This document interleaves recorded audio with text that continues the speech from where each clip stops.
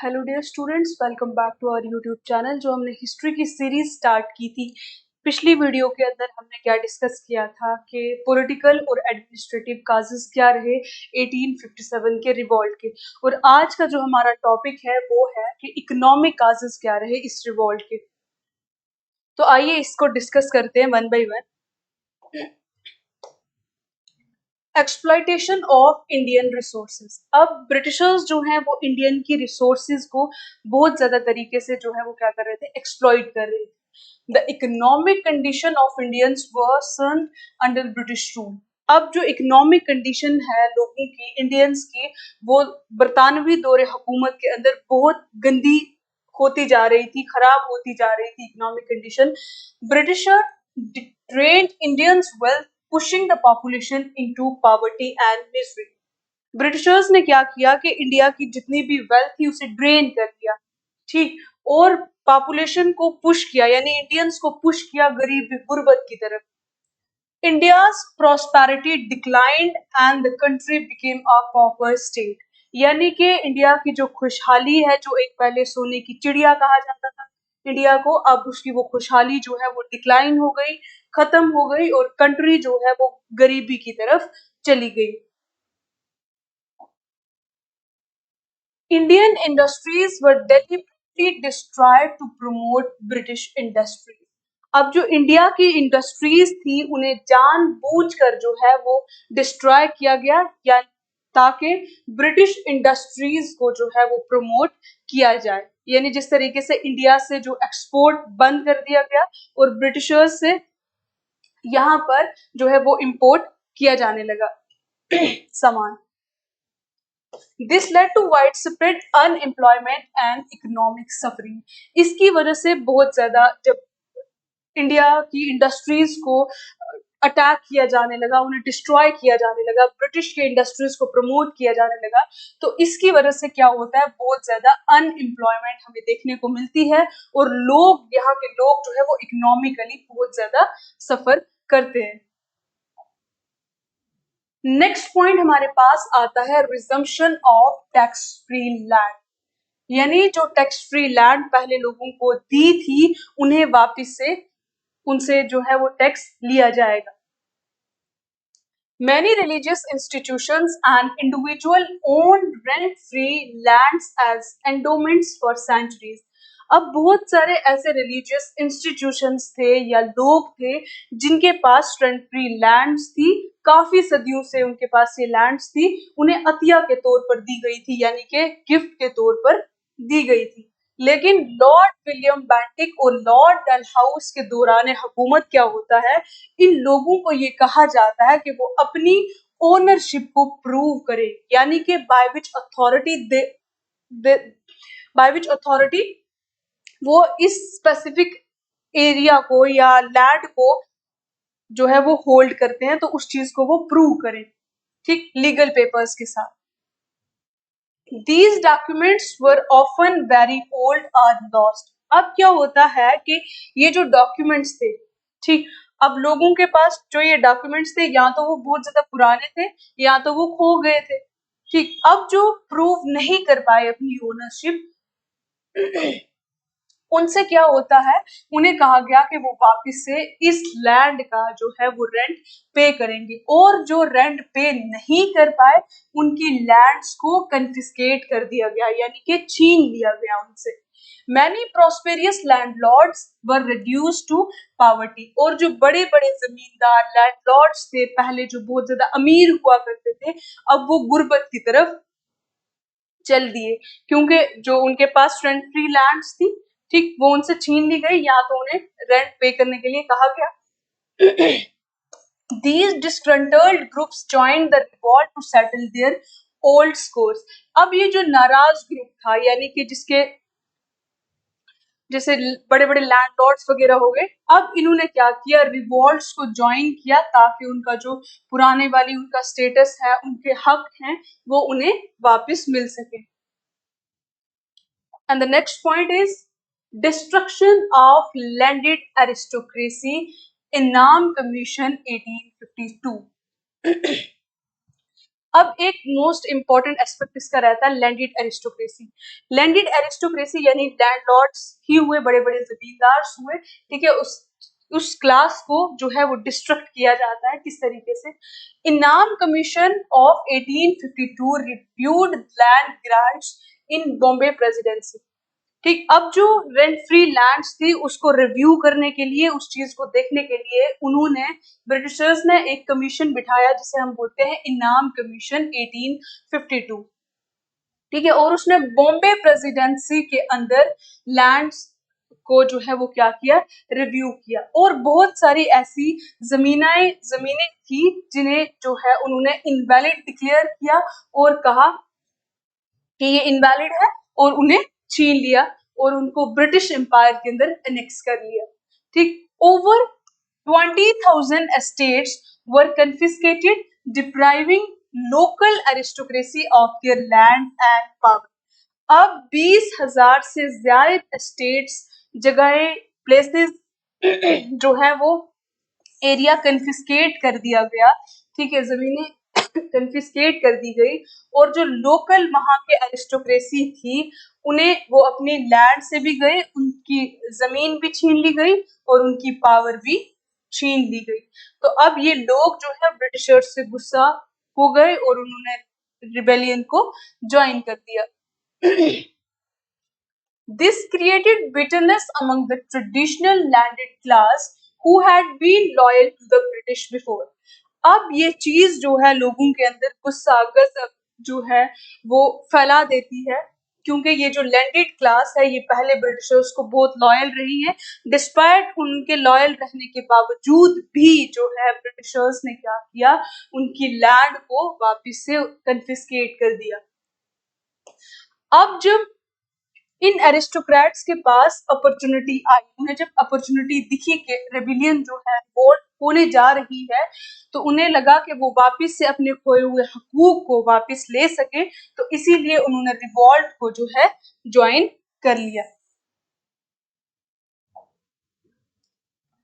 No jobs for educated Indians, ये भी एक रीजन रहता है, ठीक, इकोनॉमिक रीजन। देखते हैं इसको। Educated Indians were denied government jobs. अब जो पढ़े लिखे हिंदुस्तानी थे उन्हें भी गवर्नमेंट जॉब्स ब्रिटिशर्स नहीं दे रहे थे। Even when Indians qualified they were not appointed to high posts. Even तो अगर इंडियंस ने क्वालिफाई भी कर लिया हो किसी क्राइटेरिया को या किसी एग्जाम को, बड़ी बड़ी हाई पोस्ट्स के, तब भी उन्हें बड़ी बड़ी पोस्ट्स पर अपॉइंट नहीं किया जाता था, ठीक। British officials monopolized all superior jobs, causing resentment among Indian youth.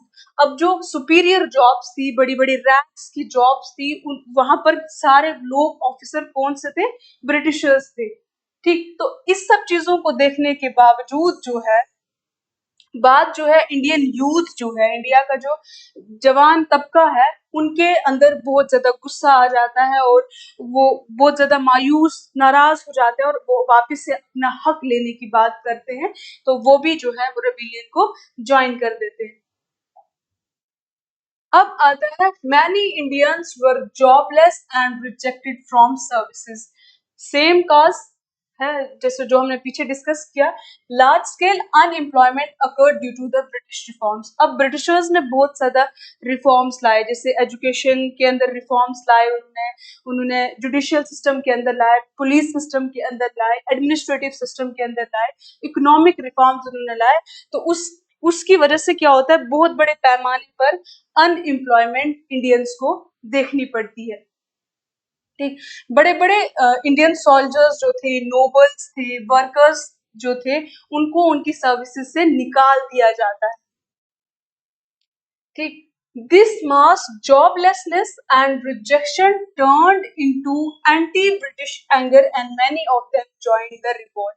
अब क्या होता है कि ये जो बहुत बड़े पैमाने पर लोगों को जॉबलेसनेस देखने को मिलती है, यानी लोगों के पास जॉब नहीं है, उनको उनके सर्विसेज से बाहर निकाला जा रहा है, उनको रिजेक्ट किया जा रहा है, उन्हें रैंक्स, हाई रैंक्स जो है वो नहीं दिए जा रहे हैं।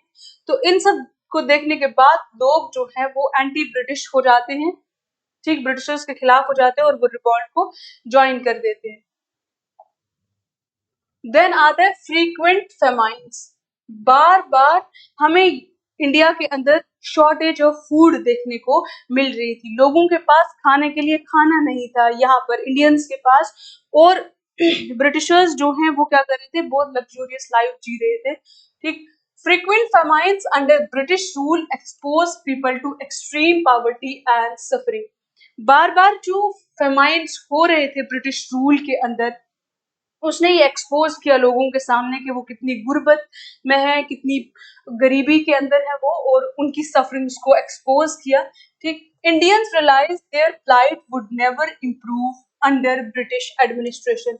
इंडियंस ने ये चीज रियलाइज कर ली कि उनकी कंडीशन इम्प्रूव नहीं कर सकती ब्रिटिशर्स के अंडर। ठीक, the widespread misery help still discontent and anger. अब इंडियंस ने जब ये चीज रियलाइज कर दी और उनकी जो हालात थे, जैसे एक्सट्रीम पावर्टी उनको देखने को मिल रही थी, वो सफर कर रहे थे हर एतबार से, तो इस चीज ने भी लोगों के अंदर बहुत ज्यादा गुस्सा और एंगर, डिस्कॉन्टेंट फैला दिया, और वो ब्रिटिशर्स के अगेंस्ट हो गए और उन्होंने रिवॉल्ट को ज्वाइन कर लिया। ठीक, अब हमने देखे थे इकोनॉमिक कॉजेस, अब हम डिस्कस करते हैं रिलीजियस एंड सोशल कॉजेस क्या रहे जिसकी वजह से रिवॉल्ट होती है। Conversion to Christianity. अब जितने भी ब्रिटिशर्स जो थे वो क्या थे, क्रिश्चियंस।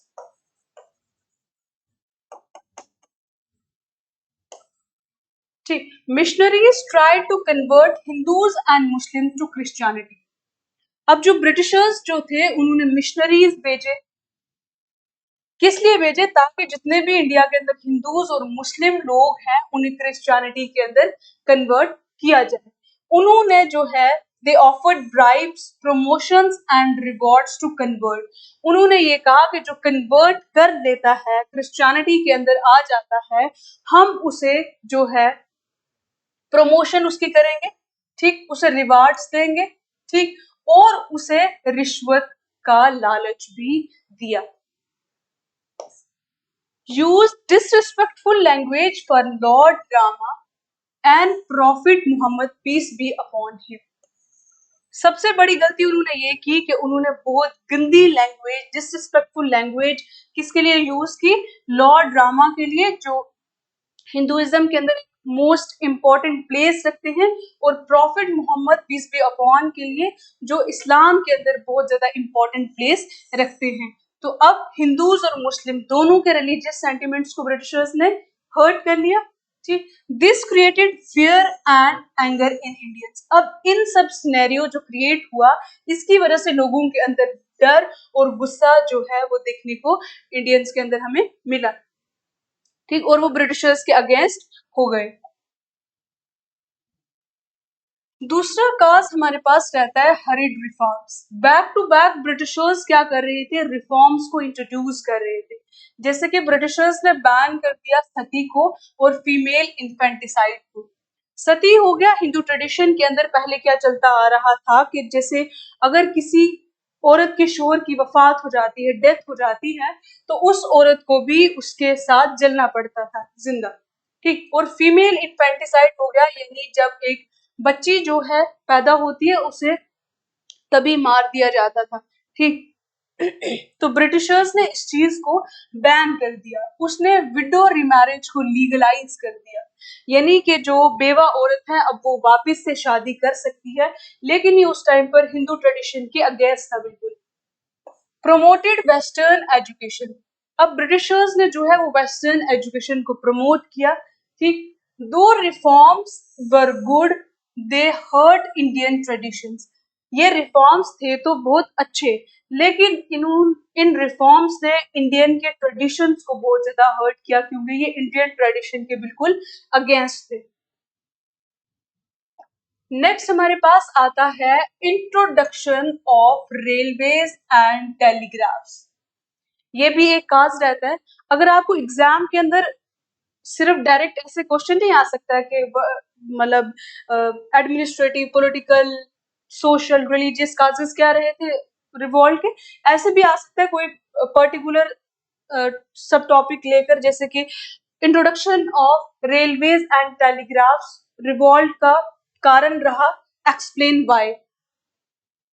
ठीक, तो उस तरीके से आपको इसको समझना है कि कैसे Indians felt these were against caste rule.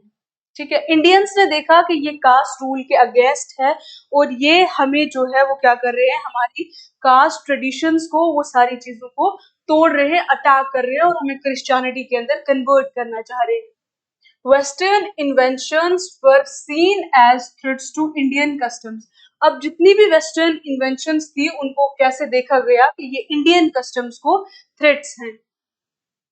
इसकी वजह से लोगों के अंदर जो है सोसाइटी में जो है टेंशन बढ़ जाती है। अब रेलवेज के अंदर जैसे जितने भी अलग अलग कंपार्टमेंट्स होंगे, लेकिन उसमें एक ये रूल था कि सारी कास्ट के लोग जो है वो साथ बैठेंगे, तो ये सारी चीजें जो है वो हिंदुइज्म के अगेंस्ट थी।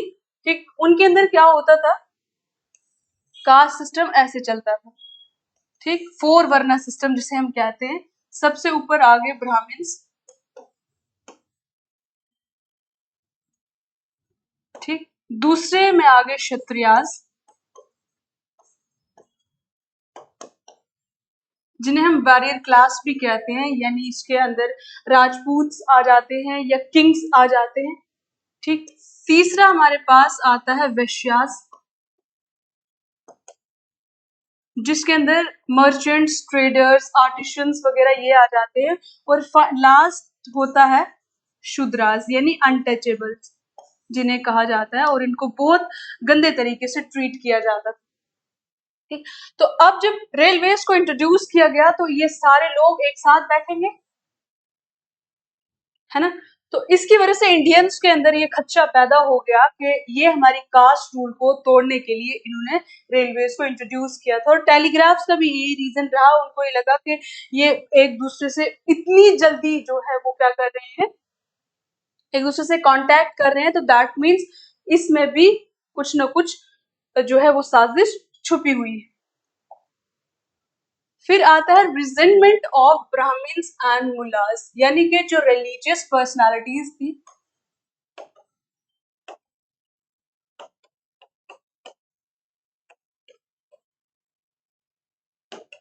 उधर से भी हमें रिजेंटमेंट देखने को मिली। कैसे? इंग्लिशर्स यानी कि ब्रिटिशर्स ने जब वेस्टर्न एजुकेशन को इंट्रोड्यूस किया, उसकी वजह से जो यहाँ के लोकल या जो रिलीजियस टीचर्स थे, उनकी पावर भी रिड्यूस हो गई और उनका सोशल स्टेटस भी जो है वो क्या हो गया, रिड्यूस हो गया। क्योंकि अब पहले कॉमन मासेस को इन्फ्लुएंस करना बहुत ज्यादा इजी था, क्योंकि उनको बेसिक एजुकेशन उनके पास नहीं थी। ठीक है, और जिस तरीके से उन्हें पढ़ाया जाता वो उस तरीके से ही चीजों को आगे लेकर चलते थे, कभी भी कोई लॉजिक पुट नहीं करते थे, कभी कोई भी सवाल जो है वो पुट नहीं करते थे। तो जब ब्रिटिशर्स ने वेस्टर्न एजुकेशन इंट्रोड्यूस की, तो लोगों ने अब वो इन लोगों के पास जाना छोड़ दिया और किसको तरजीह दी, वेस्टर्न एजुकेशन को, यानी कि मॉडर्न एजुकेशन को। To take revenge they influenced people against the British. अब ये जो ब्राह्मण्स या मुल्लास या मौलवीज जो हैं, इन्होंने बदला लेने के लिए ब्रिटिशर्स से क्या किया, लोगों को इन्फ्लुएंस किया कि वो ब्रिटिशर्स के अगेंस्ट जो है वो इकट्ठे हो जाएं, क्योंकि ये हमारे रिलीजियस उनको अथॉरिटीज को जो है वो क्या कर रहे हैं, अटैक कर रहे हैं। देन हमारे पास आता है provocative acts of lord Dalhousie and religious disabilities act 1850। ये बहुत इंपॉर्टेंट है।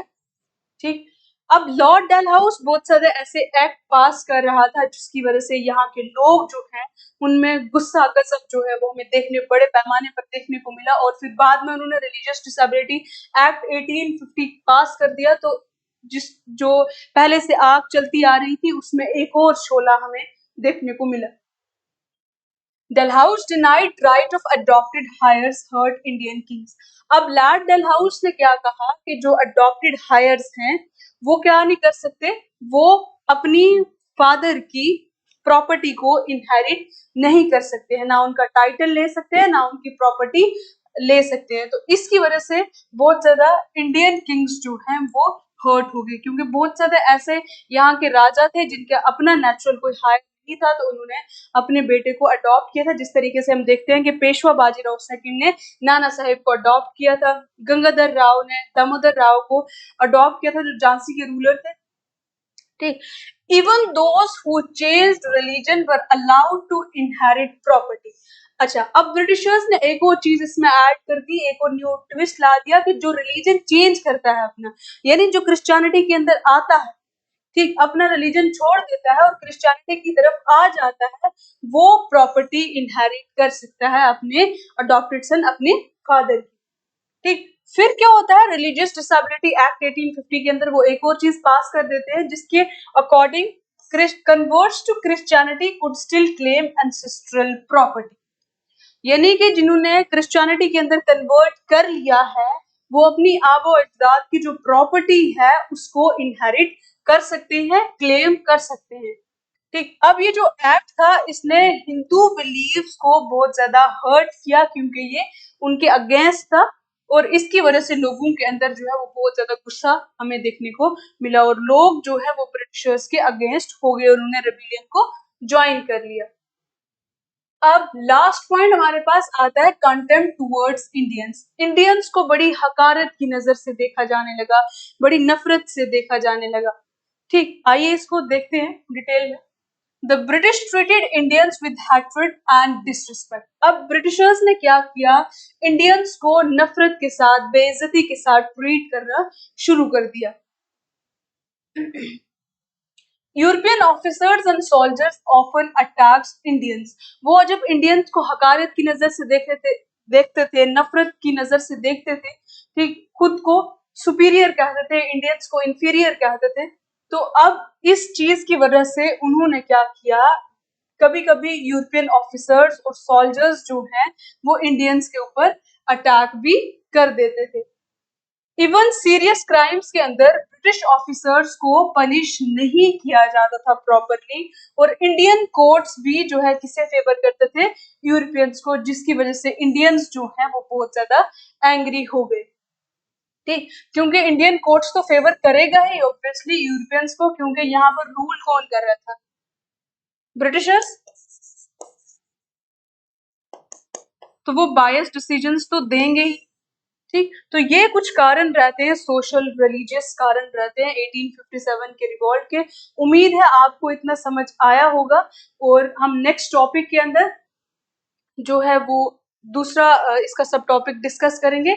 टिल देन, अल्लाह हाफिज, बाय बाय।